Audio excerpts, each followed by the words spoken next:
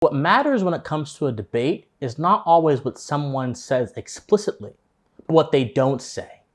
So for example, if someone says that I support universal health care, what they're not saying actually shows the justification and the foundation for their belief. What they're not saying is that they believe, by implication, the government is the most effective distributor and the most just distributor of resources. By the way, it's not. We've seen in Soviet Russia and all these other countries what happens when the government distributes resources, bad things happen. They're saying that they don't really trust individuals to create a healthcare system through private exchange. They are saying also that society is best ordered by central planning, which is an old, ancient lie which has led to much suffering. But they didn't say all that in their initial statement. Keep this principle in mind as we look at the exchange between Emma Vigeland, Tim Pool, and Sean Fitzgerald, also known as Actual Justice Warrior. Tim Pool has a new Culture War podcast, which I personally like, I can recommend it, in which he does deeper conversations with various people in the culture war. And in this particular episode we're talking about today, he talked with Emma Vigeland, who is a reporter for Sam Seder's Majority Report, and Sean Fitzgerald, Actual Justice Warrior, who is a YouTuber who talks a lot about criminal justice issues and all kind of other things that have to do with that kind of area. And this debate was over, you could call it that, is over 2 hours long, and I will not talk about the whole episode because that would take up more time than I actually have, but I did want to mention a few things that I noticed as someone himself who is a seasoned debater who has debated in many contexts, both in a collegiate context and also in an online context, and someone who has a keen interest in philosophy, which I believe is the only vessel to truly understand the truth of the universe. So, there were a few things that I immediately noticed about Emma Vigeland's statements and arguments that immediately made me skeptical, not only her, but of leftists like her who make similar arguments. For instance, the first section of the debate was actually focused on crime and the causes of crime and the crime spike around the nation. And Tim Pool asked Emma a very interesting question. He asked her, what was the cause of all of these subway incidents that we see in New York City where people being pushed in front of trains, they're being knocked out, things of that sort, which have been rampant in the news recently. What causes that? And here was a little bit of that exchange. Poverty leads to crime. I would imagine this is inaccurate. Why do you think 25 people got shoved in front of trains last year? I don't know, dude. Well, that's a legitimate question. You're saying that poverty and desperation results in crime. I'm wondering why it is that you've had these homeless guys. They've been predominantly, I think it's almost entirely these homeless guys, shoving people in front of trains. Last year it was 25. And so that's a mental health problem. I mean, we do have a mental health problem in this country. We have an issue with not having socialized healthcare, where people are unable to access healthcare, mental health care in particular, but also every other kind of healthcare. I mean, 28 million uninsured people in this country. That's a massive problem. I mean, what is your stance on Medicare for all and healthcare? Okay, notice she says that I don't know, man. But then she goes on to take her prior ideas that she has in her head and then with conviction try to say what the actual cause of these incidents are when she previously admitted she actually doesn't know. Now, this one instance here characterizes almost the entire episode that Pool and Vigeland had. It was essentially Vigeland saying a bunch of things that make sense in her worldview without actually having knowledge of the subject matter she's talking about. This also characterizes, unfortunately, a lot of debates in our contemporary political landscape. And our contemporary political landscape, my friends, especially in online debate, but even outside of online debate, a lot of individuals have a vested stake in being a bound attorney for a particular position, so much so that they don't actually check to see if their ideas are in line with reality or if their ideas are in line with their current knowledge. So even if a particular position they hold has no relation to a particular idea they believe, they will still, by virtue of them being involved in politics and wanting their side to win, by virtue of their tribalism, they will still pretend they know what they're talking about. Emma Vigeland has no idea what the causes of crime really are, but in her progressive worldview, poverty is a moral evil rather than just a statistical fact about human life. It's a moral evil, which is why she immediately jumped into the solutions, such as ensuring that there is equal housing distribution, ensuring there is socialized healthcare, and things of that sort. And much to my chagrin, Unfortunately, Tim Pool agreed with the socialized healthcare. I don't agree with that. And so, in that single statement, she has shown herself ignorant, not only of the nature of crime, which of course Sean Fitzgerald educated her later on in the debate, but she's shown herself ignorant of really how human beings properly work. She's shown herself ignorant of the fact that human beings, by virtue of us being complex beings, different people with unique traits and unique life experiences, will ultimately have different outcomes. This will create an inequality, but this is not a moral evil. This is a natural necessity by virtue of us being human. So if you can accept this, you can also then accept that some individuals will have less, some individuals will go without, and some individuals, by virtue of just having different experiences, different skills, or different positions in life, will have less than some of the most fortunate amongst us. But envy, which is ignorance according to Ralph Emerson, characterizes a viewpoint which says it is the government's job to step in and fix your life for you, which is essentially what Emma Vigeland argued. So not only is she ignorant of how human beings work, she's also ignorant of basic moral philosophy. Now, there's more examples of this later in the video, but the example right here on this particular issue of crime, it couldn't be any more evident. If you believe that human beings have a duty to preserve their own life, and if you believe that duty can only be activated and ensured by a reasonable use of someone's free will, their liberty, then you would necessarily be against any government program that seeks to coerce someone into a corner to order their life for him. And yet Vigeland, by wanting to have sort of free housing, by wanting to have free healthcare, by wanting to have all these things, endorses the oldest form of tyranny known to man, that is central planning. The idea that a set of bureaucrats somewhere in a hall have not only the ability but the moral mandate to organize society and your life for you, which goes against every single principle that makes human life possible. So ignorance of the causes of crime and ignorance of moral philosophy, both of these things are quite deadly to understanding any issue substantively. If you don't have a set core of ethics, how in the world can you guide your judgment about particular issues that are quite thorny and require a set sort of ethics? If you don't have a mystical understanding of particular phenomena in society like crime, you will be forced then, or you'll have the tendency to then fit those phenomenon into your worldview, which sacrifices you actually understanding them. So you actually are ignorant without really knowing you're ignorant, because you are putting what you are ignorant about in proximity to things that you think that you know. Again, this is ignorance on top of ignorance, and Emma Vigeland, unfortunately, she demonstrates this. Now, the second section of the debate I want to go to, which I think really exemplifies an even bigger point here, was the part of the debate that everyone's talking about, where Emma Vigeland tries to justify the inclusion of a book in school curriculum that details to kids how to meet up on gay sex apps like Grindr, and also educates them in the terminology of homosexual hedonism.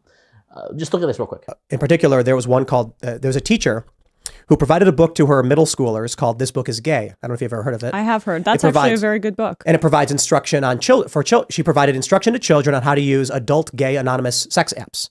Yeah, I don't think that's appropriate. Now, look, by all means, you can be in favor of them. Maybe she had a child. Maybe she had a child in her classroom who wanted to go on Grindr and have sex with adults. Is that your argument? No, I mean, I'm not saying that. First of all, I don't know. Again, this is why would a 10-year-old need Grindr? This is the thing that you do, though, Tim. Oh, that You're picking specific examples that are inflammatory. You asked me for one. Okay, then go ahead. I did. We have the book.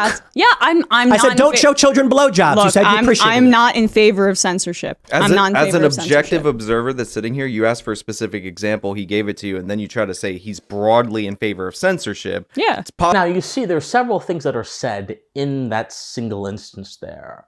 She says that she opposes censorship. Therefore, she would oppose getting rid of the book. She says, for example, that if you believe in parental rights, she tries to use parental rights as like a smokescreen to justify her opinions as well. She also says makes a very specious argument. Well, what if someone has a gay child and they want to teach them something? So again, she jumps around to all different kind of points that really make no sense. And I wish Tim Pool would have really nailed the moral question here, because this is a moral issue. This is not merely an issue of sensibility, and this is the problem. A lot of us have an emotional reaction to issues like this, which is justified, by the way. The idea that a child would be exposed to such nonsense, such degenerate nonsense at such a young age by people who are supposed to take care of them and nurture them in their development is abysmal. It's terrible. But that won't actually get us to why it is truly bad. Our emotions should be a starting point for further inquiry. Our emotions should not be the starting point and the end point of our inquiry. Now, the issue here was, again, as I mentioned, one of morality. And Tim mentions that under someone's moral framework, we can make sure that this is not allowed and not okay. But the truth is, no matter if you have a child who is gay or you think is gay, or a child who you want to expose to something, there are a set of rules and terms that bind your ability to interact with that child. And those sets of rules and terms are found in the child's innocence. The theory goes like this. Children do not have moral agency because they are not in their right mind. Hence, children cannot be exposed to certain things lest those things harm the development, and that can cause a bunch of issues. This very simple principle that children don't have moral agency also enables the assertion that children cannot decide, A, if they are a boy or a girl and then undertake transition surgery. They don't have the moral agency to do that. Or B, they cannot decide what they put on their body. They cannot decide what they seek to consume in media. They cannot decide all of these because those things, they don't have the judgment to make those things. It is indeed the parent's job. Now, if the parent themselves harms the child's innocence, the parent is also constrained by that same principle, and they are culpable, they are responsible for breaking the child's innocence. Emma Vigeland treats the idea of parental rights as this sort of free-for-all that parents can do whatever they want to their kids. That's not the case. The parent has a moral mandate which restricts their own behavior towards their kids that says what they can do and what they cannot do towards their children. Which is why when you have children transitioning in their 12-year-olds, you have a violation of that moral mandate, and there is therefore a legitimate interest for the government to come in and stop that. It's child abuse. But again, Emma Vigeland's ignorance of these very intricate dimensions of moral philosophy are showing. She's ignorant of human nature, she's ignorant of moral philosophy, she's ignorant of so much, and yet she believes that she knows so much.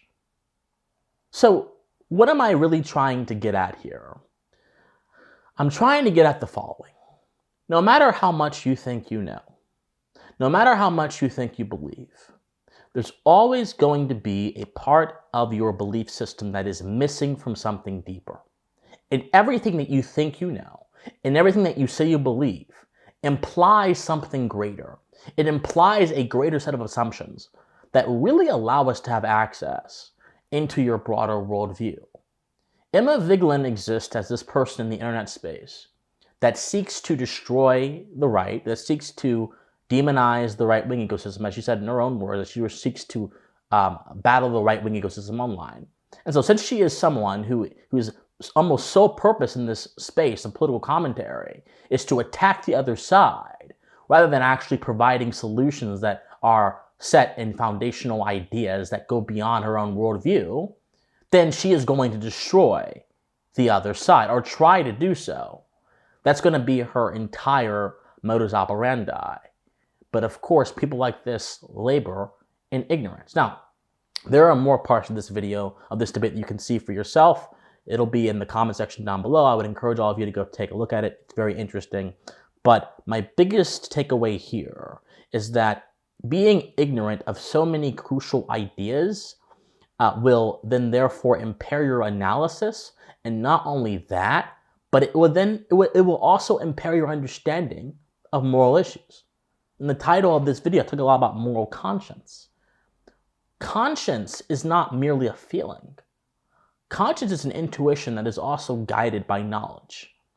You cannot have a proper understanding of what is correct and what is not correct unless your conscience, this thing that's inside of you that gives you this impulse, has the right direction, has the right path to go down.